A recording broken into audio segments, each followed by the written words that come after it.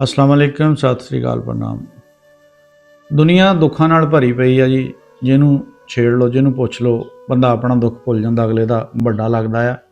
इस तरह ही अज एक फैमिली सानू मिली है जी। इन्हों को अपना घर भी नहीं हैगा ते ये किसी के घर दे विच ही अज बैठे आ। इन्होंने मैनू अप्रोच किया, कहते भी साडी वीडियो बनाओ। इन्हों की कहानी यह है कि ये लड़की जी यदी पहले शादी हुई, उतों किसी वजह तो तलाक दे दी उन्होंने। माड़े घर दियां बच्चियां 100 प्रॉब्लम 100 मसले, जहेज नहीं लैके फलां टमका इदां दियां कई चीज़ों बेस बना के घर जिहड़ा उजड़ जाता। दूसरी बारी शादी हुई, 3 बच्चियां हुईयां ते इन्हां दे घर वाला जिहड़ा वो अल्लाह नूं प्यारा हो गया।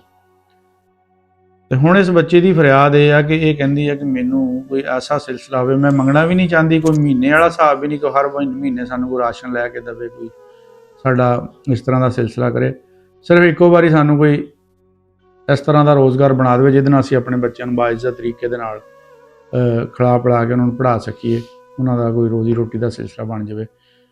अगे वधन तो पहले असीं दस दिंदे कि वीडियो में जिहड़ा नंबर शो होना वो साडा अपना चैनल का नंबर आ। पिछली वीडियो के विच लोगों ने यह समझे सी पता नहीं बीबी का नंबर है, इस करके उन्होंने बहुत मतलब कोई कमो पे 600 कॉल आई है, जिहदे विच हर बंदा ही अपना कोई दोस्ती करनी चाहता सी, कोई शादी की आफर कर रहा सी।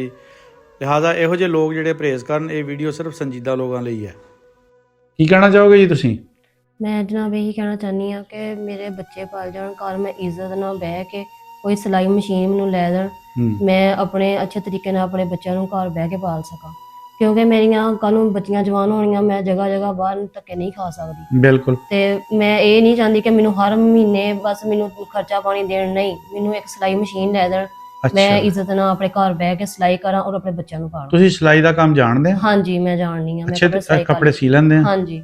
ज़ाहिर फिर पिंड दे विच कपड़े तां लोकां ने सिलाणे हुंदे। हाँ जी, मैं अपने बच्चों के अपने खुद ही कपड़े सिलाई बाइज़्ज़त तरीके दे नाल तुसीं अपनी रोज़ी दा सिलसिला शुरू कर सकदे हो। हाँ जी। ते आ बच्चियां दी उम्र की है जी? इस बच्ची की उम्र 10 साल आ। अच्छा। हाँ जी। आ मेरी उस तो छोटी बच्ची है 8 साल की है, हाँ। ते आ 5 साल की बच्ची। किन्नियां प्यारियां बच्चियां माशाअल्लाह। स्कूलों पढ़ के आईयां ना? हाँ जी। सरकारी स्कूले पाईयां? हाँ जी, सरकारी। अच्छा। ते इन्हां दे अब्बू नूं की होया सी? बीमार सी कोई? हाँ जी, बीमार सी, गुर्दियां दा मसला सी। गुर्दियां दा मसला सी? अजकल पाकिस्तान च गुर्दियां दा बहुत मसला है बन रहा। पता नहीं पानी खराब आ की मसला आ, हर तीसरा बंदा इस मर्ज का शिकार है।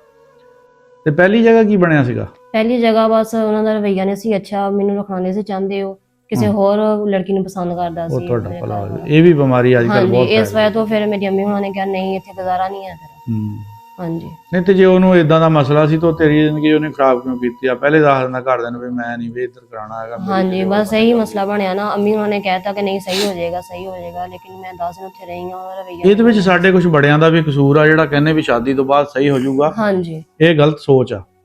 ਇਹ ਪਹਿਲੇ ਦੇਖ ਸੋਚ ਕੇ ਅਸੀਂ ਬਾਕੀ ਚੀਜ਼ਾਂ ਨੂੰ ਜਿੱਥੇ ਇੰਨਾ ਸੋਚ ਵਿਚਾਰ ਕਰਕੇ ਰਿਸ਼ਤੇਦਾਰੀ ਕਰਦੇ ਹਾਂ, ਇਸ ਚੀਜ਼ ਨੂੰ ਵੀ ਮੈਂ ਕਹਿੰਦਾ ਸਭ ਤੋਂ ਪਹਿਲੇ ਸੋਚਣਾ ਚਾਹੀਦਾ ਵੀ ਲੜਕੇ ਦਾ ਇੰਟਰਸਟ ਕਿੱਧਰ ਆ। हाँ जी।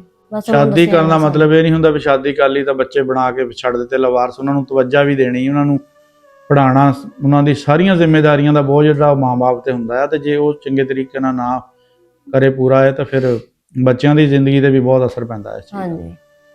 ਅੱਛਾ, ਤੁਹਾਡਾ ਇਹ ਕਹਿਣਾ ਹੈ ਕਿ ਤੁਹਾਨੂੰ ਕੋਈ ਸਿਲਾਈ ਮਸ਼ੀਨ ਬੰਦਾ ਲੈ ਦੇਵੇ, ਹਾਂਜੀ, ਤਾਂ ਉਹਦੇ ਨਾਲ ਤੁਸੀਂ ਆਪਣੇ ਘਰ ਦਾ ਜਿਹੜਾ ਸਿਸਟਮ ਅੱਛੇ ਤਰੀਕੇ ਸਿਸਟਮ ਚਲਾ ਸਕਣੀ ਆਪਣੇ ਘਰ ਦਾ। ਹਾਂਜੀ।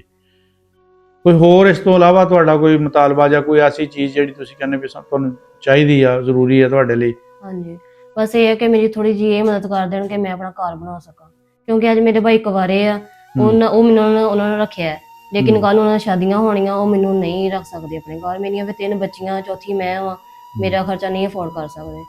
ਤੇ ਬੜੀ ਮਿਹਰਬਾਨੀ ਹੋਏਗੀ ਅਗਰ ਮੇਰੀ ਇੰਨੀ ਕੁ ਮਦਦ ਕਰ ਦੇਣ। ਘਰ ਵੀ ਤੁਹਾਡਾ ਨਹੀਂ ਹੈਗਾ? ਨਹੀਂ, ਮੇਰਾ ਜਗ੍ਹਾ ਹੈਗੀ ਆ? ਨਹੀਂ, ਜਗ੍ਹਾ ਵੀ ਨਹੀਂ ਹੈਗੀ। ਜਗ੍ਹਾ ਵੀ ਨਹੀਂ ਹੈ। ਹੁਣ ਰਹਿੰਦੇ ਕਿੱਥੇ ਆ ਫਿਰ? ਮੈਂ ਆਪਣੀ ਅੰਮੀ ਘਰ ਰਹਿੰਦੀ ਆ। ਭਾਈ ਕਿੰਨੇ ਆ?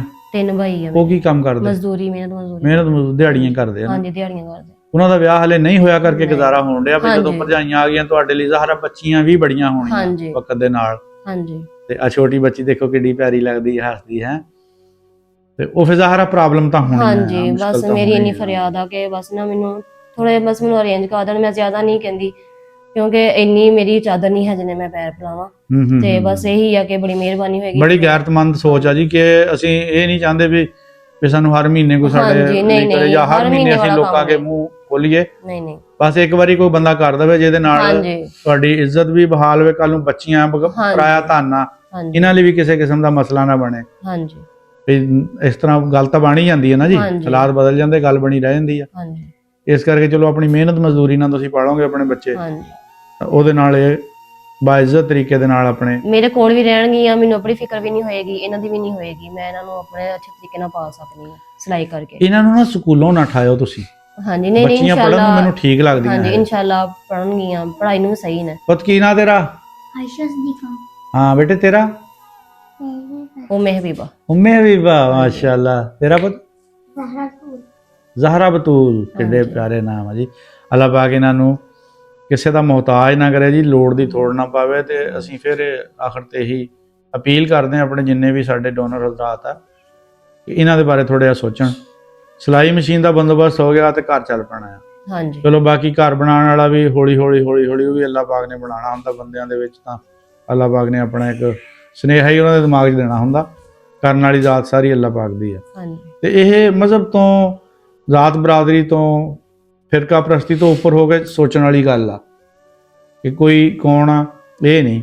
ਬਸ ਅੱਲਾਹ ਦਾ ਬੰਦਾ ਆ ਤੇ ਮਜਬੂਰ ਆ ਤੇ ਹੱਕਦਾਰ ਆ। ਇਹ ਚੀਜ਼ ਨੂੰ ਸਾਹਮਣੇ ਰੱਖਦੇ ਹੋਏ ਇਹਨਾਂ ਦੀ ਮਦਦ ਕਰੋ। ਬਹੁਤ ਸ਼ੁਕਰੀਆ ਜੀ, ਰੱਬ ਰਾਖਾ।